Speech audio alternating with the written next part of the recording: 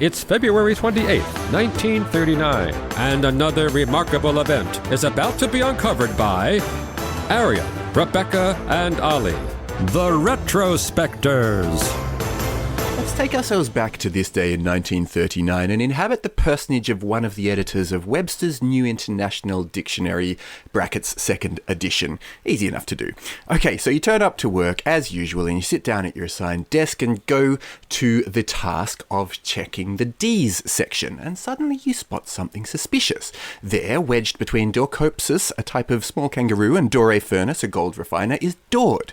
A bit concerned, you go looking for the origins of this word Dord, and you quickly discover that you've found a ghost word. This is like the worst scary story of all time, Arion. This is choose your own adventure in the persona of a dictionary editor in 1939. And it doesn't get any sexier. I actually discovered that the word Dord is a real word. It's a type of Bronze Age Irish horn, but it's not clear if editors back in 1931 were aware of that, and that's certainly not why it had been included in this dictionary.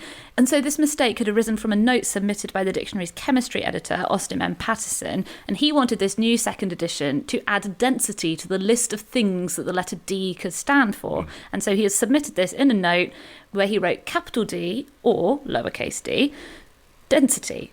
However, because they used single spacing between each letter at the top of the note, he had basically written the word Dord if you looked at it a certain way. Yes, but there is an etymologist and a final reader and a proofreader who work for Webster's who are supposed to look at these things before they get submitted in what was actually the largest book to ever be mass-produced, with 250 editors and consultants. And somehow this slipped through the net multiple times. It's not that obscure, is it? Like, you know, d or d. That's what it means. So, like, it could equally be s or s or t or t.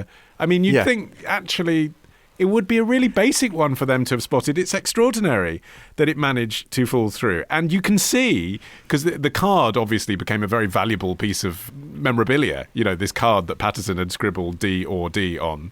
You can see that when they were revising the dictionary later, someone had scribbled on the top right corner, plate change, imperative, urgent. You just think, in the world of dictionary compilers, this is the most seismic thing that can possibly happen. A ghost word has made it into our publication. Just to give some sense of the urgency in the dictionary world, this error was flagged on this day in 1939, whereas the last copies to contain Dord as a legitimate word, found on page 771, were printed in 1947. Imagine they hadn't marked it as urgent.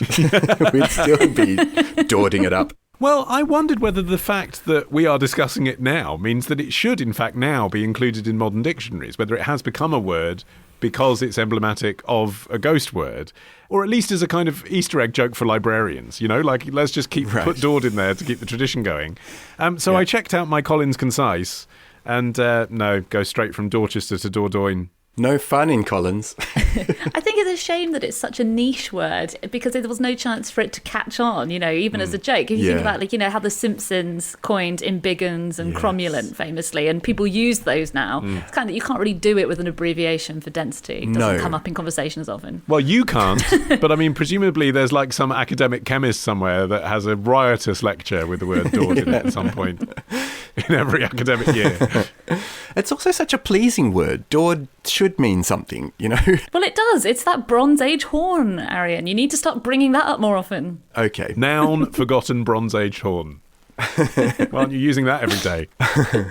Well, it's also interesting how the term ghost word came about, because that was coined and originally presented in public by Professor Walter William Skeet in his annual address as president of the Philological Society in 1886. He pointed out that the word abbocot, which didn't exist but was defined by the Webster's Dictionary as the cap of state formerly used by English kings wrought into the figure of 2 crowns. And actually, this word had come about by the blunders of other printers or scribes, presumably, who had actually been aiming for the word bicocket and had incorporated a preceding indefinite article, getting us to abbocot, with a bit of messing up in between. But I suppose he was pointing to the fact that there are these things that come into our language, and some of them linger on, and those things he gave the term ghost word. But he was particular about the point that it shouldn't mean anything at the point of its genesis. Yeah, and one example he gave us from a Walter Scott novel called The Monastery, in which the word Morse had been mistakenly printed where it was supposed to say nurse. It was to do with something, nursing a grudge. But funnily enough, by the time he pointed this out, etymologists had already submitted their own explanations of this word Morse and exactly what it meant. So, it just goes to show that even if there is no meaning, people will supply one of their own. Well, you know what else isn't exactly a ghost word but has ghost letters in it? Ghost. The word ghost. The H in ghost. Less scary, but I thought you were going to say gravy. That was one of the ones that came up on my list. Apparently it comes from misreading of the French word granet, which means a stew or a sauce. And it was just mistranslated. They just stuck a random V in there. Well, yeah, there was no recourse, was there, back then? Like we were saying, it was a slow ship to turn around to get the dictionary changed. The H in ghost was added by Flemish typesetters in the 15th century, working for the English printer William Caxton, because in their language it was geest, G-H-E-E-S-T, I presume. And so when they saw the English word ghost, G-O-S-T, they just thought, that looks wrong. Yeah. It's obviously got an H in it. We'll fix that for you. But it doesn't. That's why it's a silent H. It's from Flemish, but it isn't. And one example that I find really interesting is one where it wasn't anything to do with a misprint or mistranscription. This is all psychological. The word tweed apparently comes from the word tweel, which is just a Scottish accent saying the word twill.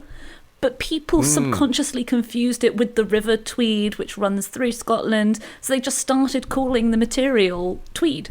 Oh, that's so funny. Yeah, so that's interesting. I mean, that definitely is tweed now, isn't it? You need a new word for that if you suddenly said it can't be called tweed anymore. I mean, that thing that you mentioned about people making up fake etymologies or backstories is a curious ongoing business. For example, there's a popular etymology of the word pumpernickel bread that suggests that Napoleon Bonaparte had allegedly described a particular type of bread as c'est pain pour Nicole. He was saying that this is bread that is only good enough for my horse Nicole. And so someone went to the trouble of coming up with this story that is absolute nonsense, but put a sort of meaning to it. Same with okay. There's a million different stories for the origin of the word okay. Don't get started on that. That's a new episode. Right, okay. yeah, I mean, we'll do that another time. But there is this sort of, whether through attempts to come to true meaning or just naughtiness on the part of linguists, there are efforts to create stories of where we get words. But it also raises the question then, doesn't it? Like, if it's been misspelled or misappropriated, at what point does what was the original correct, in inverted commas, version of that word cease to be the word? Become incorrect? Yeah. Like, not just not in the dictionary, but wrong. So, like, if you spelt ghost, G-O-S-T, in Scrabble, it wouldn't count. But that is the etymologically sound version of the word before it got bastardized. Yeah, it reminds me of, that all the words that were originally words beginning with N, and when people said A in front of it, they turned it into an. Like, for instance, adder, as in the snake, was originally called nada, and people would say anada, and eventually they just started saying nada. Oh, interesting. And there's some common names as well, some common nicknames. Like if you've ever wondered why Ned is a nickname for Edward, it comes from people saying mine Edward, back when people used to say mine instead of my. Ah, like our kid. Mine Edward. Yeah, and mine Anne, which became Nan and Nancy, which is why those are nicknames for names that they don't sound like. Feel free to call me mine Arion and then Narion from here on out if you wish.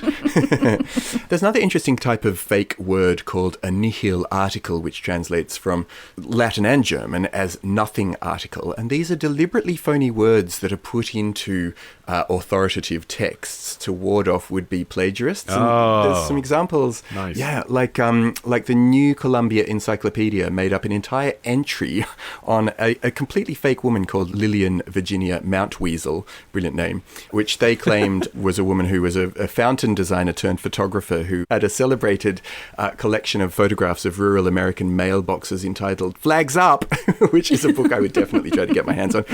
And apparently also cartographers used to insert these things called map traps, which were fake streets or fake little cul-de-sacs or whatever that didn't exist, but they were designed to help them identify other rival cartographers who were ripping off their stuff. Yeah, because it makes sense, because it's like, how are you going to prove you stole my interpretation of the shape of France? It's quite hard to press a plagiarism case in map making. That reminds me, my friend Mark sat next to me when I was about 11 and we were doing a test in class. And I knew he was copying me because he was looking over his shoulder really indiscreetly. And I thought, should I put a wrong answer to see if he copies the wrong answer? And then I'd be able to go, aha! But then after the test and we were asked to hand in our papers, he'd actually put his name as Olly. That's amazing. I didn't need to produce the bunny from the hat here. Did your mark double as a consequence? 2 Ollies. Now, This episode first aired last year exclusively to members of Club Retrospectors. Join today and unlock a new episode this Sunday. Patreon.com/retrospectors.